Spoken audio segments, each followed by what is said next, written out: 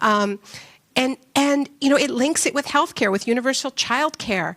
And you know, I think we need to do more to make the argument that a green job isn't only a guy in a hard hat putting up a solar panel. It's also a Filipino woman taking care of an elderly person at home. And let's make sure that she is paid just as well, and that the jobs in the care economy are respected. And this is work that is overwhelmingly done by women of color in this economy, and so it is denigrated. It's not paid well. It's low carbon work, and we can make it even lower carbon. Whether it's teaching our kids or caring for kids or caring for the elderly, nursing, this is low carbon work. Art is low carbon work, right? So a Green New Deal it's not a climate policy. It's a plan for the next economy. Right? It is a system upgrade for pretty much everything, and it's all about how this is all intersecting. And so I've looked at all the plans, and Bernie's is really the only one on the scale of the crisis, and it's the only one that will bring with us, because it puts at the center, right? And whether it's worker justice or whether it is indigenous justice, justice for Black and Brown communities whose bodies have been poisoned, they have borne the toxic burden of our addictions to fossil fuels. What we see around the world is that when you have these policies that are just carbon-centric, let's just have a carbon tax or let's have cap and trade, what it inevitably does is it increases the cost of living for working people. And 40, 50 years into the neoliberal project, when people's standard of living has been denigrated, when their labor protections have been eroded, when their social safety net has been eroded, they just can't take it anymore, right? And so what happens is it generates backlash. So you see this, you know, in France, where the French president introduces carbon pricing, increases the cost of gasoline at the pump, and lo and behold, Paris is on fire, right, with the yellow vest movement. So the stuff that poses as more pragmatic and more realistic actually isn't realistic, because people are just too overstressed and overburdened to be able to bear the burden of this emergency when they're not the ones that create it. So the other tenet of climate justice is that the people who did the most to create this crisis have to pay the most. And that is the thing that nobody gets like Bernie Sanders, because this is about, it has to be a framework that says the people who did the least have to be at the front of the transition. We can't have a Green New Deal that replicates the exclusions of the original New Deal, right? But it also says that the people who did the most to create the crisis have to do the most to solve the crisis in terms of putting money on the table. So it has to be a polluter pays framework. So, you know, this is why I support Senator Sanders over the other candidates more than anything else. And he has listened to climate justice leaders to get this plan. I mean, the origins of this plan I know a little bit about. And you know, Bernie has this reputation for being this guy who's always talking and not listening. But you know what? It's not true. It's really not true. He has listened to so many activists and organizers, most impacted indigenous organizers, immigrant organizers, to craft this plan. The people in the global south who say, you know what, this is the US's fair share. And so that's the origin of it. And I think it's truly exciting. I think it has the ability to fight systemic inequalities and injustices and the climate crisis at the same time. And that's what we need to do.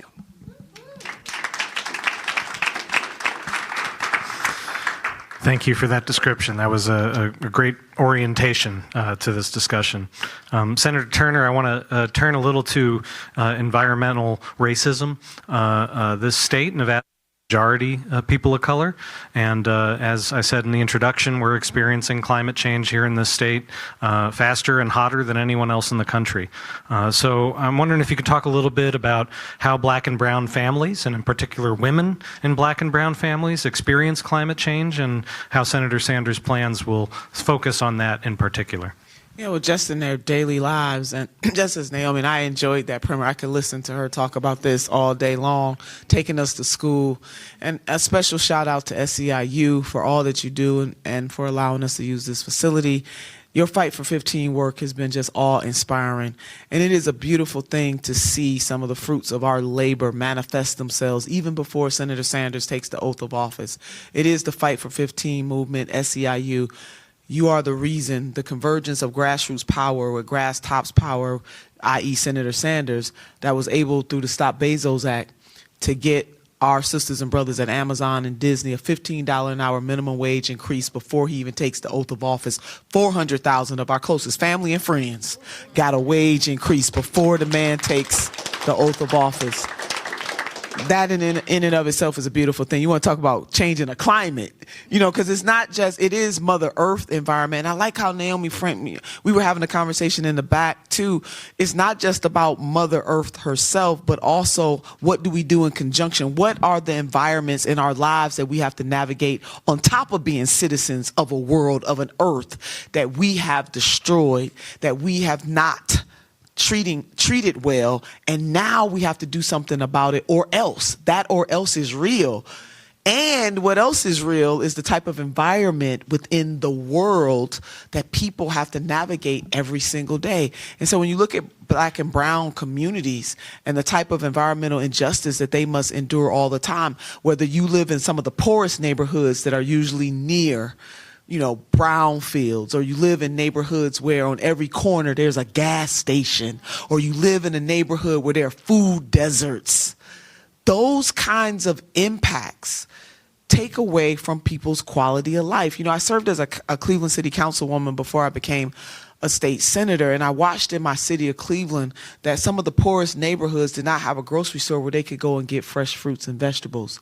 How does that impact the environment that families have to live in? How does that impact how children grow up, how healthy or not healthy they grow up, which the doctor is going to take that a portion of it. When people don't have access to clean water, and we really take that for granted in the United States of America. Rutgers University did a study, and it found that there are 3,000 places in this country that have higher levels of lead than even Flint. And we don't talk about, so Flint is really the canary in the coal mine crying out. Flint is our symbol. Flint got the attention, it deserved that attention, but drawing attention to other places in this country where those lead levels are even higher. So whether it's in the water, it could be in the soil, it's in the paint, and those chips fall to the ground, and children are playing on playgrounds. And we all know the one thing about lead in children, that you can disrupt their lives for the rest of their lives. They will never, ever be the same once they get lead poisoning. So what happened to Flint, and how Republicans, and for me, this is not partisan. I wouldn't care if it was a Republican or Democratic administration, but it was a Republican administration, Republican governor. And his administration knew that this was happening when they changed the water source for Flint. And then they continued to let this happen. Meanwhile, back at the ranch in their offices, they had filtered water in their offices. They wouldn't even drink that Flint water. And the suffering of that community for a very long time, and how they were used as props in 2016. And then all this time later, still have not gotten all that they need to be able to turn this thing around. And the children who got that poisoning, again, will never be the same. In Denmark, South Carolina, for example, it was a family, a couple, they're older now, called C. I call them seasoned. But for 10 years, they collected water in their community to show that that water was contaminated. It wasn't contaminated by lead. It was contaminated by another chemical that the city was putting into the water to clean the water, but it was poisoning people. And you got cancer clusters, people losing their hair, and nobody would listen to them. And you know why they didn't listen to them? Because they're poor or working class. They had no voice. They had no fancy titles. And the first person to really, truly pay attention to them in a deep, deep way was Senator Bernie Sanders. And he went to the home of this couple, and he brought national media with him. And he walked through their homes and let them. And I remember the wife, she was crying. She said, I never thought in all of my life that a presidential candidate would be in my living room. And then at the end of the tour, and they showed us all the bottles of water and how they have been collecting samples meticulously for over 10 years.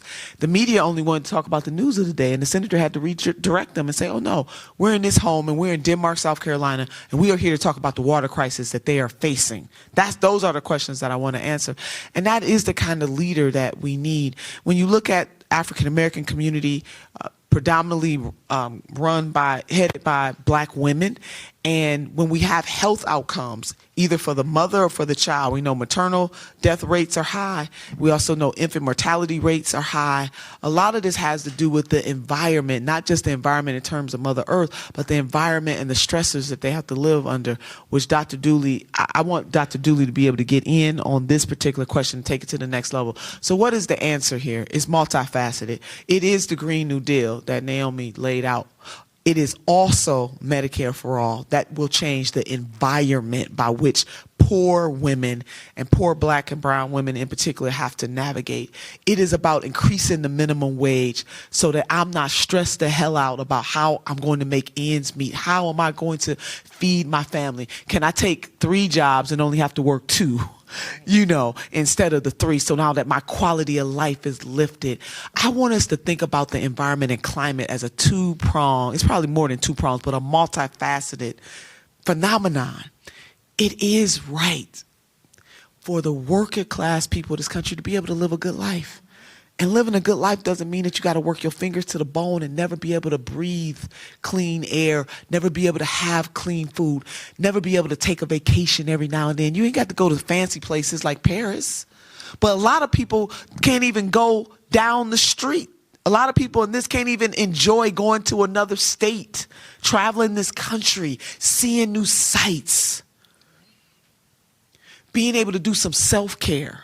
When you are a working mama and daddy and all you're doing is trying to make sure that your kids have food on the table, you don't get a chance to step back and really enjoy what life has to offer.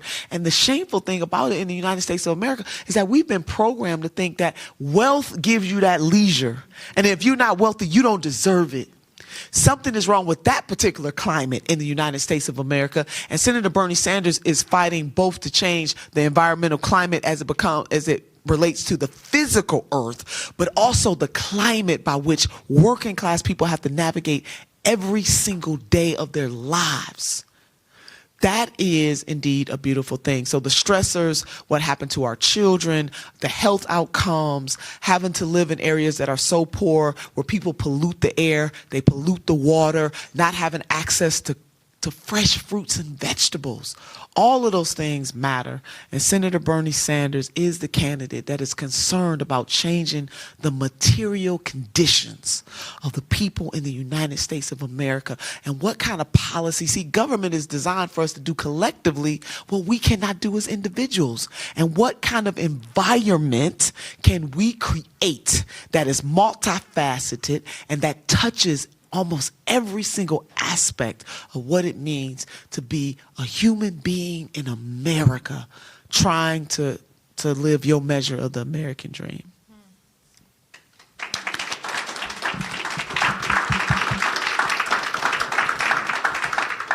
Thank you, Senator Turner. Dr. Dooley, I want to pitch it to you. We know from scientific studies that black and brown neighborhoods here in Las Vegas are the hottest neighborhoods.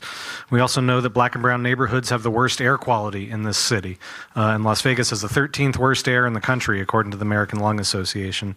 So I was hoping you could start by talking about the specific effects of increased heat and air pollution on brown and black families in this country. Absolutely. Thank you for having me here today. Well, it is true that African Americans, about 40% of African Americans are living in areas where the heat is extreme compared to 30% of non-black people. And what does that increased heat do? When you're talking about we're women for Bernie, when you're talking about something like the black maternal mortality rate, you're more likely to have newborns who are affected by jaundice and being born with respiratory problems. In your second or third trimester, just one extra day of extreme heat that you're exposed to can increase your risk of hypertension and complications during pregnancies.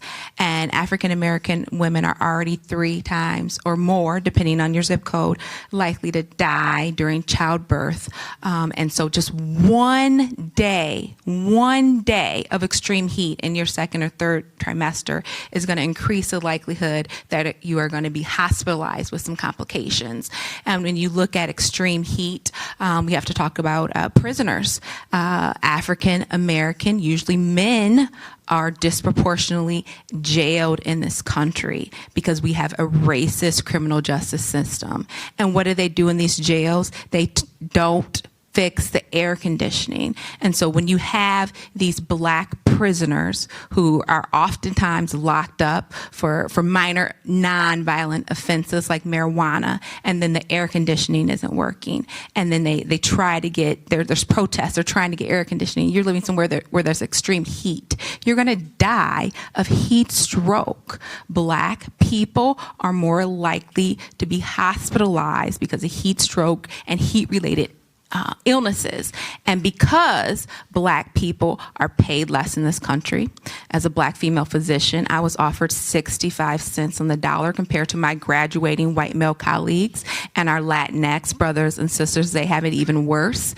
And because we're paid so much less, we are more likely to lack air conditioning.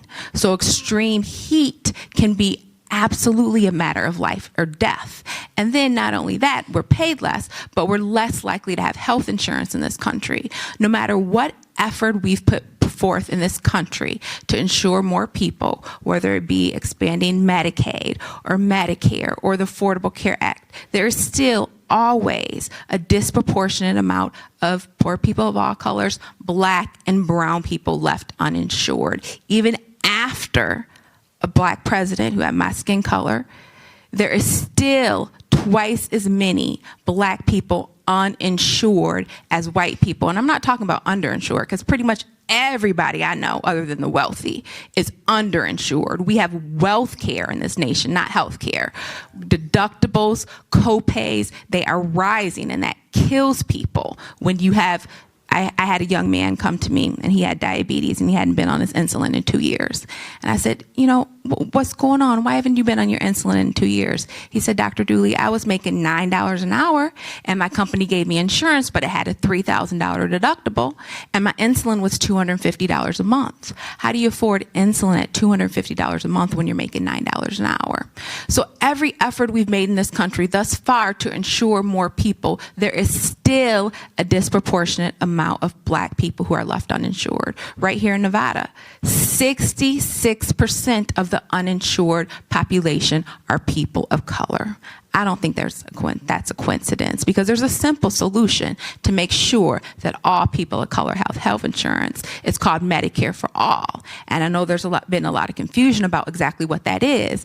I'm not quite sure why, because Medicare for all means providing health insurance to everybody, because the only way that I can rest assured that all people who are black and brown and indigenous and poor of all colors have health insurance is to guarantee it for everyone as a human right, like they do in some way and shape and form in every other industrialized nation in this world.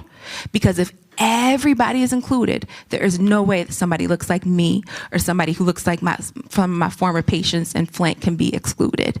And when we talk about justice, Medicare for all is health care justice for all. I did complete my medical residency training in the city of Flint. And so I helped deliver some of those beautiful babies who are subsequently poisoned by lead water. Some of these babies who are going to have lifelong health problems. And because they're poor, they're going to have to be on Medicaid. And Medicaid restricts where they can go and what services and what medication and assistance that they can get. That is not right. But with Medicare for all is going to be healthcare justice for all. Those poisoned babies who have lifetime health problems will be able to go to any doctor, any hospital, any pharmacist, any therapist they want and not have to pay anything. And when they go, nobody's going to know they're poor, because instead of having a Medicaid card, they have a Medicare for all card. Medicare for all is healthcare justice for the shooting victims here in Nevada and Las Vegas, who are going to have PTSD and all sorts of health problems after the trauma that happened to them. And then they have to set up GoFundMes to get the medical treatment that they need. No, that is unacceptable. So Medicare for all is not just a healthcare issue. It's a justice issue that says if you are poisoned, if you are black and brown and poor, and you live in a neighborhood where they frack, and fracking waste causes cancer, that we are going to make sure that just simply because you are a human being, you will at least have the health coverage that you need and deserve to take care of you for the rest of your life. And Senator Sanders is the only candidate who's calling for a full ban on fracking. They dump fracking waste in poor communities and communities of people of color. And that is unacceptable. And so that is why I'm so proud to be a woman for Bernie on this lovely panel with all these other women for Bernie.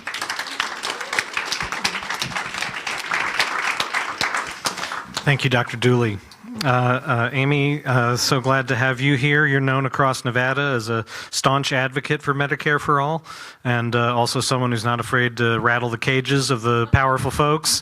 So I was hoping you could talk a little about some of the institutional barriers that we're facing on Medicare for all and the Green New Deal, and how Senator Sanders' plans are going to take on the entrenched interests that might prevent us from creating a more equitable future. You know, running for office and running here in Nevada, and it really is apparent the role that money plays in politics and moneyed interest. And it's not just, it's not special to Nevada, it's across our country. And so when we're talking about Medicare for all, we're talking about, you know, huge companies, publicly traded companies that are deciding your health care. And this is multifaceted. So there was actually a study done, which also ties into the environmental, not a study, but there was actually a lawsuit that was filed against an oil company down in Texas. They had wanted to invest in research to actually start going to green energy. Well, that decreased the profits of their shareholders, so the shareholders took them to court. And the Supreme Court decided that your fiduciary responsibility lies to increasing the wealth of your shareholders because they're a publicly traded company. So now let's tie this back to healthcare. Our hospitals, the insurance companies, the pharmaceutical companies, the medical device companies, 99.999% of them are all publicly traded companies. So when we talk about instituting a Medicare for all program, what we're going up against is huge corporations that not only have a lot of money to put into lobbyists, they also have a lot of money to put into the pockets of anybody who's running for office and anybody who holds office right now. So this is a multifaceted, you know, situation that we have to attack on all fronts. And that's where doing, you know, incremental change is going to not be as effective as coming in and actually taking the system and saying we're taking the profit motive out. We're actually going to take this from being a healthcare industry and put it back into a caring industry where we're actually taking care of people and not just basing it on whether or not they can afford healthcare. But that takes having leaders that are not accepting money from big pharma, from the healthcare insurance industries, and they're taking their money and actually being indebted to the everyday person who is donating whatever they're able to do. And I think the average right now for the senator is what, $18 a donation? So, and that really is what we have to overcome when we're talking about healthcare. Same thing when we're talking about clean energy. We've seen that here in Nevada, when we tried to have solar panels. And there was a time where we couldn't get solar panels put on our rooftops. You remember this? Yes, right? It's the same thing. Moneyed interest was stopping us from being able to go out there and do what we know is best for our environment. My gosh, we have enough sun. Like, I don't think we're going to be lacking from sun to actually have a really robust solar panel industry here in Nevada. And we had to put it on hold as they argued over profit, right? Profit. And meanwhile, our earth is becoming more and more going down to the point of being less and less uninhabitable for our children and their children. And Nevadans are also hurting. So when it comes to in Nevada, specifically, when we're talking about bringing in justice and healthcare, bringing in environmental justice, we're going to be talking about taking on these industries. And we need someone who's going to lead us. This is why I support Bernie Sanders, because I understand he knows what it takes to take them on. And when we're talking about environmental, we also need to be making sure we have someone who has a very robust plan, because we have really strong, great unions here in Nevada. We need to make sure that we have a transition, that we have jobs available, that we're able to go when we go into our worlds and we know they have mining, right? We need to have an alternative to make sure and actually expand the rural jobs here in Nevada. That's what a Green New Deal does.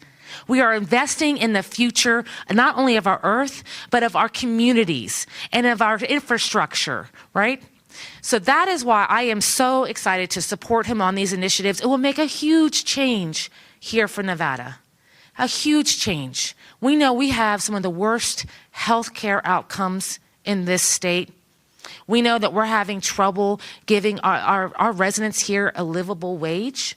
And we have to think outside of even just Las Vegas.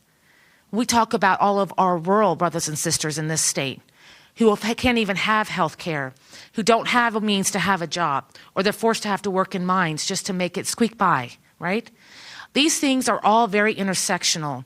And the only way to really bring about justice is to have robust plans that are not incremental, that are actually going to take the moneyed interest on and put the lives and the livability of all of Nevadans, and by extension, the United States, and to make them number one. If we have to have someone who's actually going to put people over profit.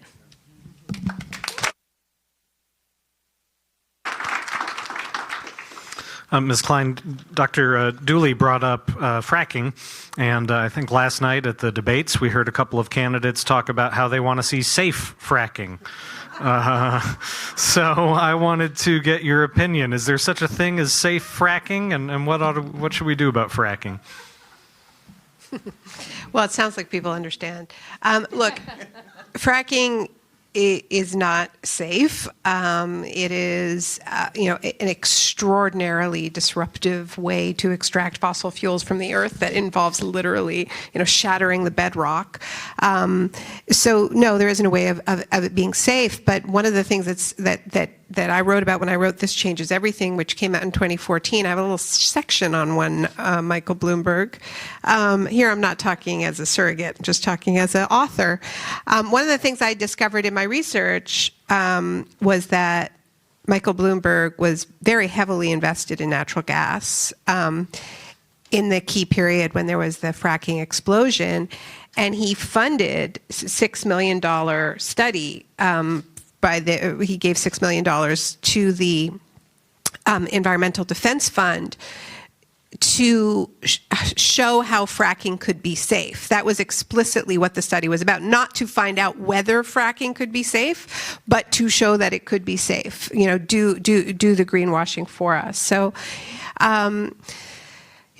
there isn't a study out there that shows that it is possible either on the local level or on the planetary level, right? Because methane is a very, very powerful greenhouse gas, a very powerful warming gas, and in the short term, it warms the planet a lot faster, as you know, than other greenhouse gases. So it's very dangerous, and the idea that we should be substituting one fossil fuel for another is an idea whose time has long since passed. We have lost decades on this, absolutely perverted concept of a bridge fuel, natural gas as a bridge fuel. We have rolled out all of this infrastructure that was built to last for 40 or 50 years when we should have been going directly to renewables, right?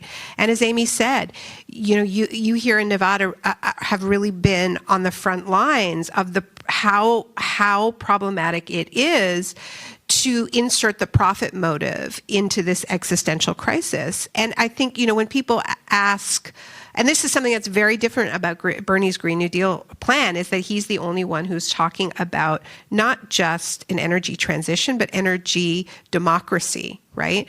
Publicly controlled, community controlled renewable energy. That as we switch where we get our energy from, why wouldn't we seize the opportunity to have a more democratic economy, right? Because the beautiful thing about renewables is that they're everywhere. It doesn't require the kind of heavy infrastructure that fossil fuels requires, because fossil fuels are, in they're in specific geographic locations. It takes a lot of money to dig them out, takes a lot of money to process it, takes a lot of money to transport it.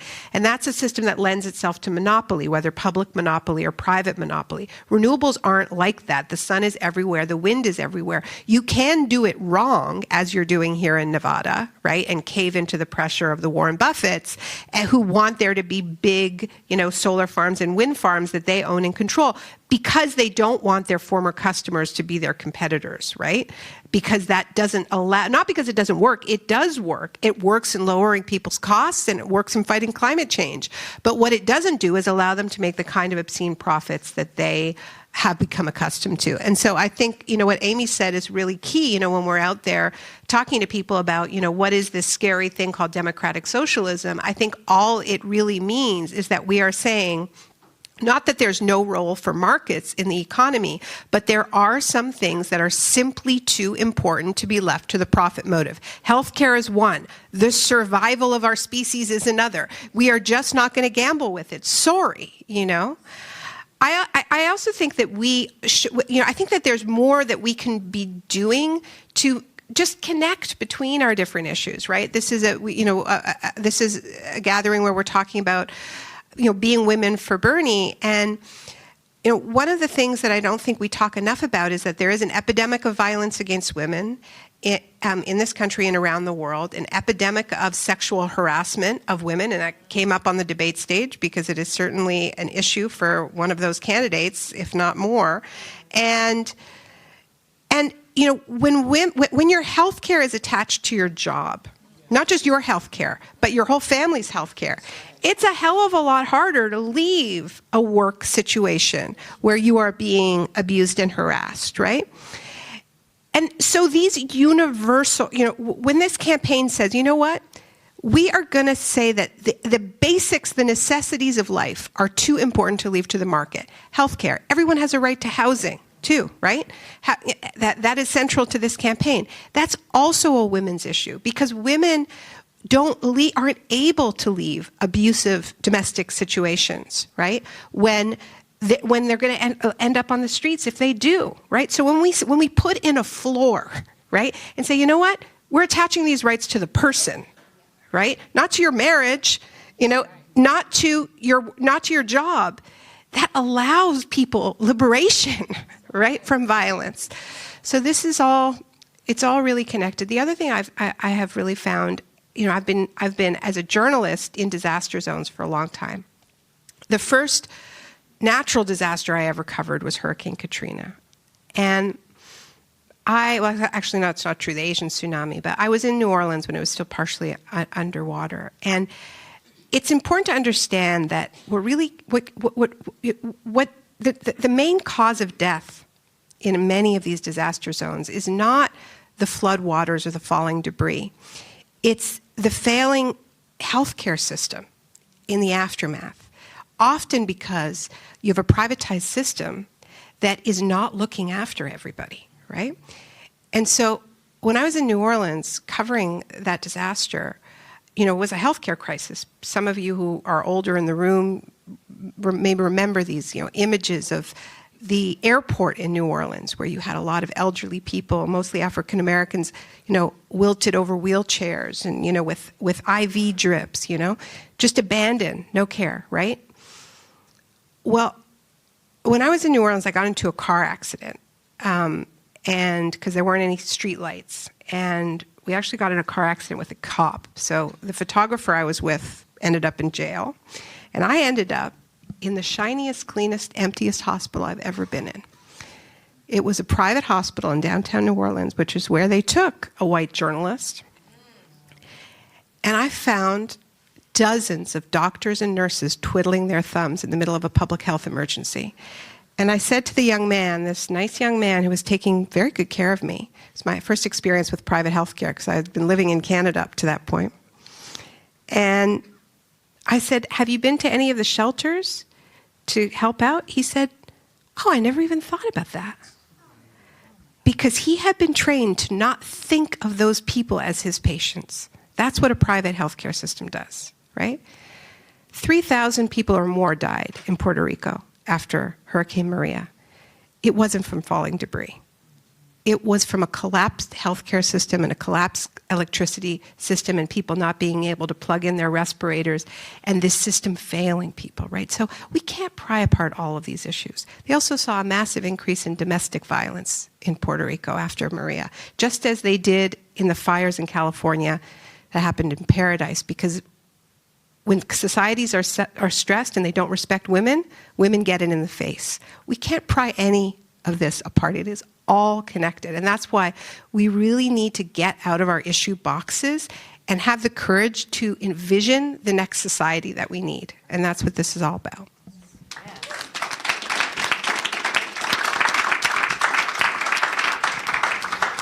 Thank you.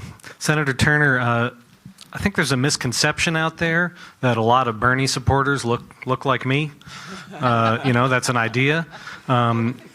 Maybe they shave a little bit, but so I wanted to ask you to push back on that a little with what you've seen. You've been all over this country, stumping for Bernie, and what have you seen that's different than that conception out there? Multiracial, multi-ethnic, multi-generational, multi-gendered movement. Some people in the movement look exactly like the people in this room, and that's okay. Other people in the movement might be browner, blacker, more indigenous. I mean, that is true all over this country, and they know it, and they are the elites, because it really is us versus the elites, or the elites versus us. But people from all walks of life I've seen, talked to, hugged, cried with, who support Senator Bernie Sanders. This really is a people power movement. It really is a rainbow mosaic, and they know it. And the polls, even though polls are snapshots of time, I get it, but the polls are showing it too. Just to give you all an example of bizarre, because if you support Senator Bernie Sanders, you've seen all types of bizarre, and that's me putting it really PG. But when Senator Sanders won Iowa, and yes, we won Iowa, the popular vote, it was amazing how the talking heads were trying to contort themselves to say Iowa doesn't matter. Now, in every other race prior, Iowa mattered a lot. It was a set. But now all of a sudden that Bernard Sanders wins the popular vote, Iowa all of a sudden doesn't matter. And then the other thing that really got me is to see people minimize or erase the very few people of color who actually do live in that state. Now all of a sudden they didn't matter anymore either.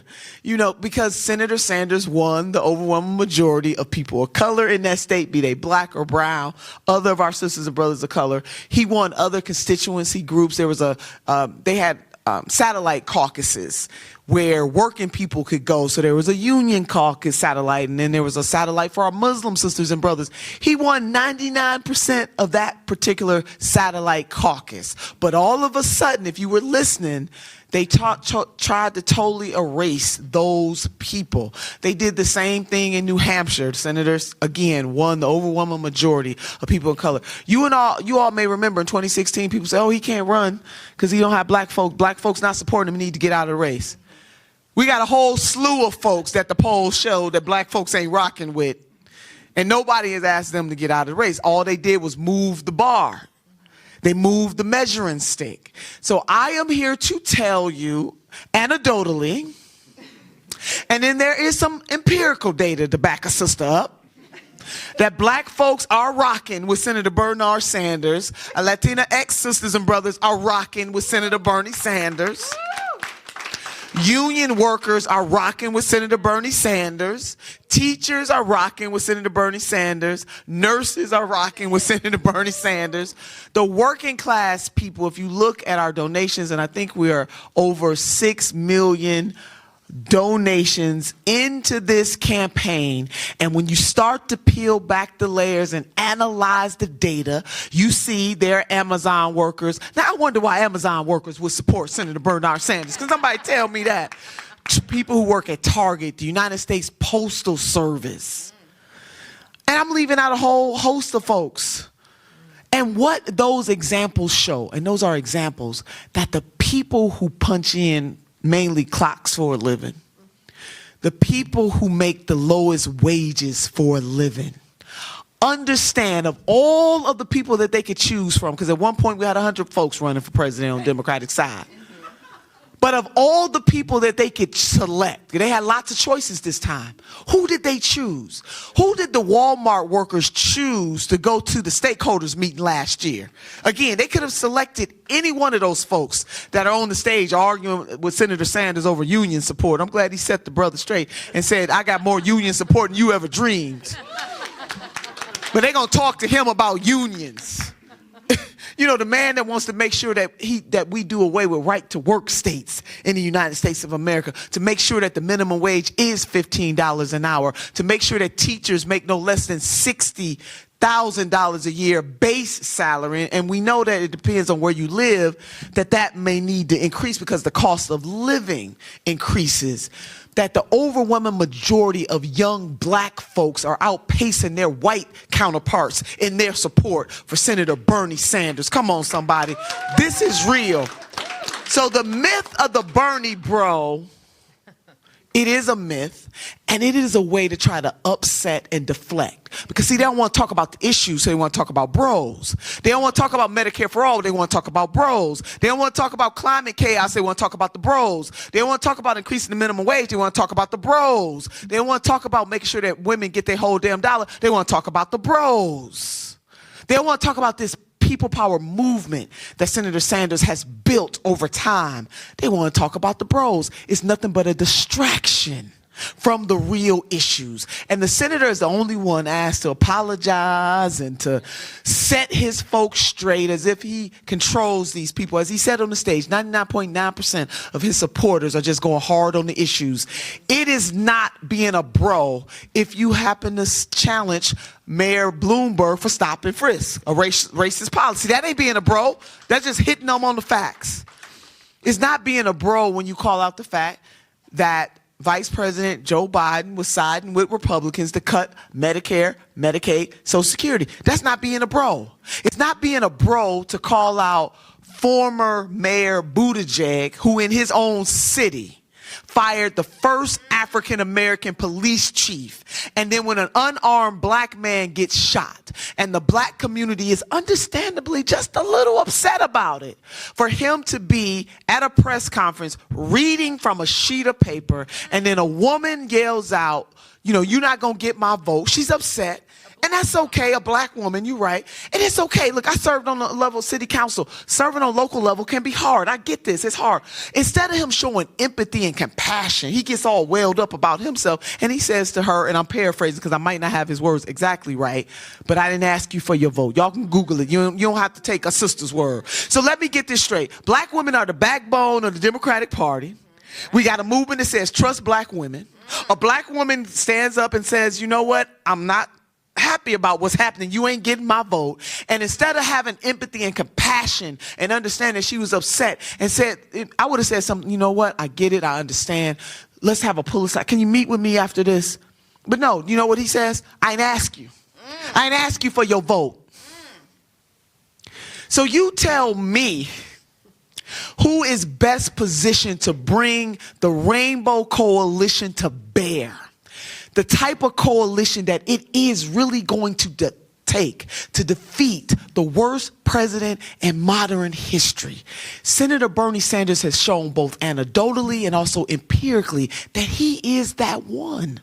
That working class people of this country will coalesce together. And as Sister Naomi said, we're going to bring all of our issues to the table to bear and support the candidate who has been crystal clear.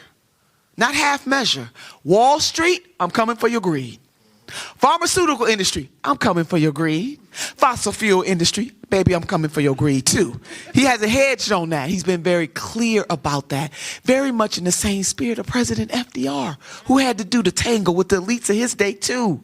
Very much in the spirit of the Reverend Dr. Martin Luther King Jr., who challenged this country on its materialism, its militarism, its racism, and the fact that so many people had to navigate in poverty, not because they wanted to be poor, but because the system is rigged against them. And this is not about wealth, because another, oh Lord, let me calm down.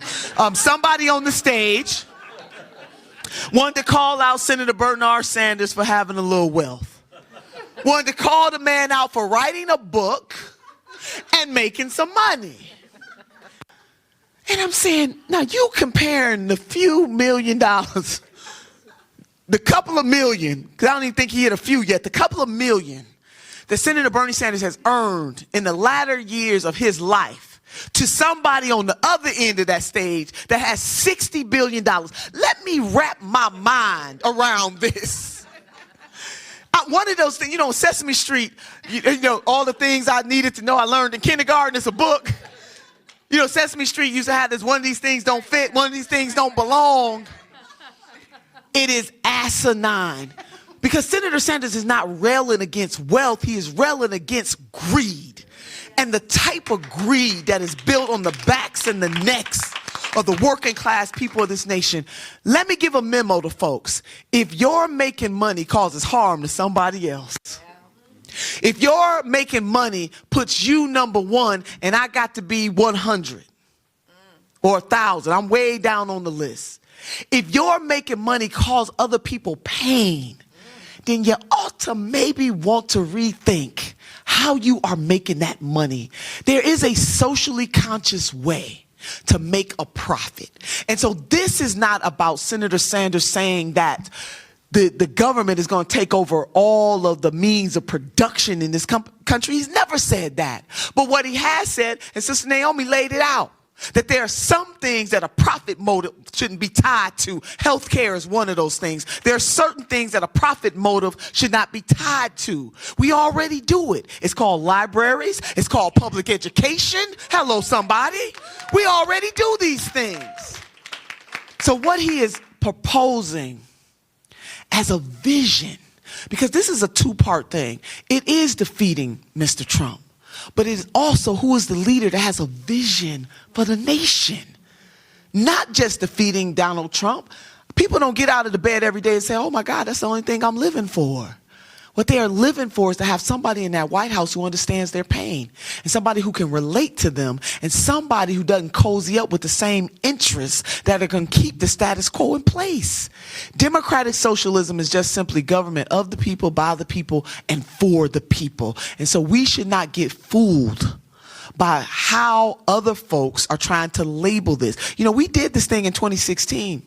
It wasn't a moderate running against, it was a moderate running against, it wasn't a democratic socialist running against Mr. Trump, and look what happened in 2016.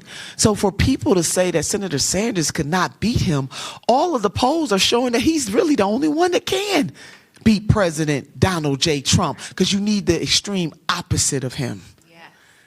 And I'm so glad you asked me that question. So we got Sanders sisters. We the Sanders sisters up here. Talking about Bernie bros. Let's talk about the Sanders sisters in the house.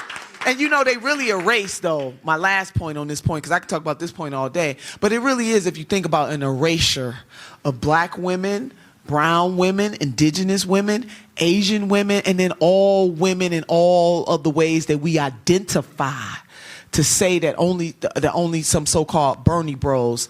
And another point on the last point, on my other point, is that in 2008, when then Senator Barack Obama was running, and he had some really animated supporters too. Now, social media wasn't rolling like it's rolling now, but you know what they called his supporters? Obama boys. Don't forget that. It's the same wicked play. If you can't beat people on their record or what they stand for, then you start to try to malign their supporters. Let's not fall for it. We are revolutionaries. Hello, somebody. Y'all know I had to get that in there. Well, thank you.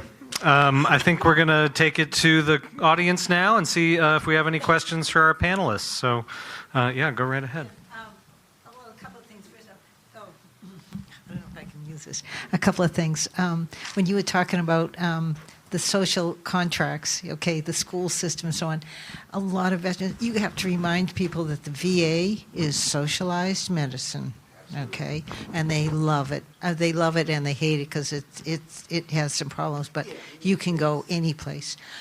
What I wanted to talk about in the Green New Deal is, because I live half of my year here and half on the East Coast. I'm actually a native of Massachusetts, which is Elizabeth Warren. She was my senator there, but I do vote here. And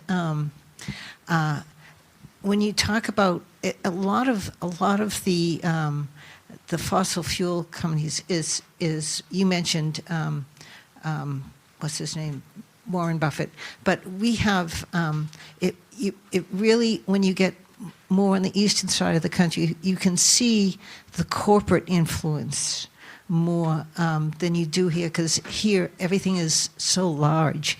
There everything is urban, tight, and so on, and so you really see it. And transitioning to renewable fuels can be much more difficult, and that's why natural gas has been sort of a bridge. However, the problem is the corporate America is not being brought to bear. And when you go into any of these old cities, they had natural gas in from like 1900.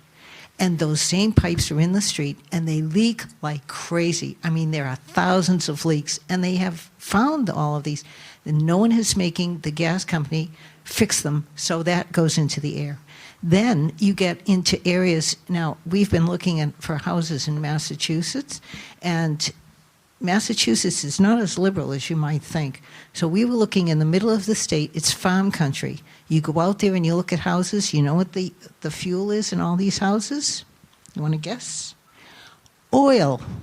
And you can't get rid of it because the gas company has a moratorium. They say the gas pipes aren't big enough. Well, they're really old. And it's kind of punishment because they wanted to run some high-pressure transit lines through, and everyone stood up and said no, and they fought it, and they went away. Okay, so when you're out there and you're in a more urban area, and you're talking about people who don't necessarily have a lot of money, you can't seem to get rid of it. And when you get into urban areas, transitioning to renewables, you just don't have the land. You have buildings, and you have cold winters, so solar is really tough to use for all of your heating. It gets really expensive. So, I'd like to hear what you have to say about, how those areas can transition into renewables. Thank you. Yeah, I mean, certainly there are some areas where it's a bit more of a no-brainer than others. Nevada is one.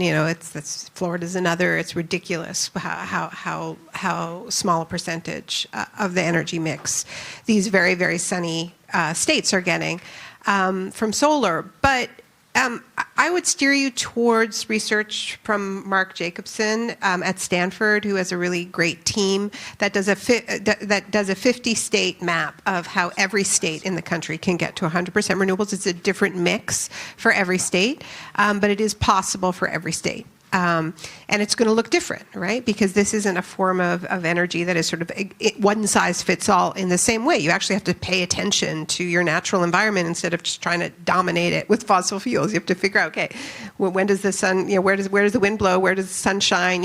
But Massachusetts can get to 100% renewable. This offshore wind is a pretty important. Yeah, they are, and there's been resistance for some of the same reasons why we've seen resistance elsewhere. Look. The Green New Deal is modeled after the original New Deal, which electrified rural America with the Tennessee Valley Authority. It's a different scale of thinking than we've had before because we need to move very, very quickly, but it absolutely is possible. Thank you. We have time for one more question. Hi, so my name is Brandon. I'm a native of Nevada. I guess a question that I've had that I've never really seen addressed by anyone is, as we start seeing higher and higher concentrations of CO2 in the air, what are the long-term benefits, or not benefits, but downsides to human health? Because I always grew up, you don't go in the mines because you'll die from CO2 or carbon monoxide poisoning. But what happens when we start getting concentrations in the atmosphere high enough to, cause effects to people? I'll start and I'll let you finish.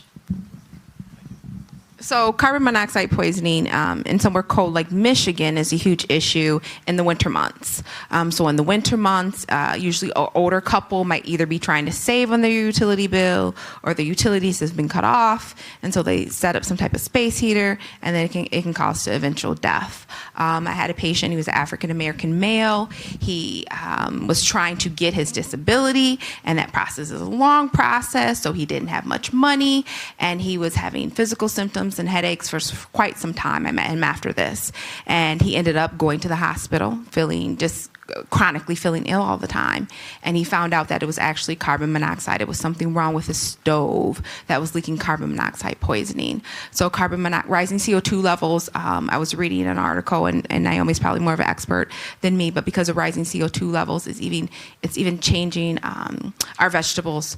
They don't have as many nutrients in our vegetables as it used to be decades ago. So they've done some studies. They took our vegetables that we have now and some that from some seeds that the government has been stored from decades, and they actually are. I'm not saying that vegetables aren't nutritious, but they're less nutritious than they were before we had all these rising CO2 levels. So carbon monoxide poisoning is an issue when people are using space heaters and things of that nature, and it's a huge issue for poor people, and especially poor people of color. Yeah, I mean, I think that the more pressing health issue is the way in which our climate is changing as a result of the increase in CO2. So it's much more about the heat waves that we've already talked about, but also what it does to our ocean, right? Because a lot of the carbon is being drawn into our oceans, and so that has all kinds of impacts on fisheries, and we're seeing fishery collapses because of this. Shellfish can't because our oceans become more acidic. So, and also just warmer oceans. A lot of fish species can't survive that. So these are all impacts. Yeah. I just have to make one more quick point. As a physician, something that I see your UNLV shirt, and we were just at the rally at UNLV yesterday, and all those wonderful young people are voting. I think something that we don't talk about enough as far as healthcare justice and Medicare for all is when you are a student. Okay, so fortunately now you're allowed to be on your parents' insurance till you're 26. But when you're a student and you're allowed to be on your parents' insurance, maybe in the state that you live in, your parents might have a good insurance plan that you can see whoever you want. But I had a young man, and he went away to college, I believe Colorado or somewhere. So his parents' insurance was a good plan in Michigan, but it was not a good plan where he was away at school. And this young man had depression, and he had anxiety, and he just could not find the help that he needed. The school only had so many resources for him. He did not have cash to pay a psychiatrist or a mental health therapist. So ultimately, he gets hospitalized on suicidal watch. Flies, his parents bring him home, and so they bring him to come see me because it's cheaper to come see me as a primary care doctor than to see a psychiatrist, and because it's a long wait often to see psychiatrists, they come to see me. And so I talk to him, and I say, okay, let's do some blood tests to find out if there's anything physical contributing to the way that you feel. And this is all because he couldn't get the mental health help that he needed with insurance as a college student, because his insurance was not a good insurance in the state that he was going to school. And so I got some of his blood tests back, and I found some abnormalities, and no, they absolutely were not the cause of his mental illness, his depression, and his anxiety. But I knew that they were making it worse, and that if we fix those, maybe we could get him some relief while I was waiting to see the psychiatrist. So I call the young man, and I say, I'd like you to come in. I have some things I'd like us to talk about, because I know you're still waiting to see the psychiatrist, some things that we can possibly address. Dr. Dooley, I'm not available today. Can you come tomorrow? I got some stuff to do tomorrow. So it's like 2 days later. I'm saying, okay, I see you then. So then this was the only day that I ever had, the 2 days later when he's supposed to come see me. This is the only time this happened. I had a police officer call my office to cancel an appointment for a patient. His father had found him. He had hung himself in his basement on the day that he was supposed to come to see me. And this should have never happened. And if we had Medicare for all, where your insurance was not only tied to you, but with a good insurance, no matter where you lived, this young man could have got the help that he needed when he was away at school. He would have been able to see any counselor, therapist, psychiatrist, mental health specialist that he wanted to. And it would not have came to this. So not only do we need to untie health insurance from your job, we need to untie it from your employer. It needs to be the same damn insurance no matter where you are in the country so that our youth can get the help that they need. Thank you for allowing me to share that. Well, we're out of time, so I want to thank Dr. Victoria Dooley and Senator Nina Turner, Amy Villela, and Naomi Klein for joining us today. That brought tears to my eyes.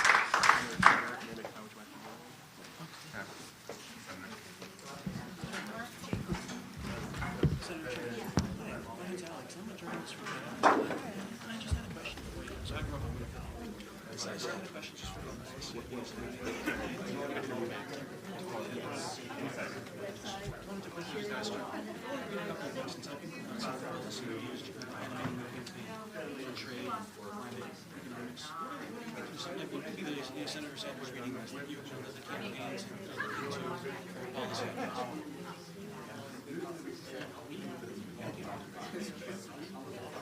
Ideas on trade,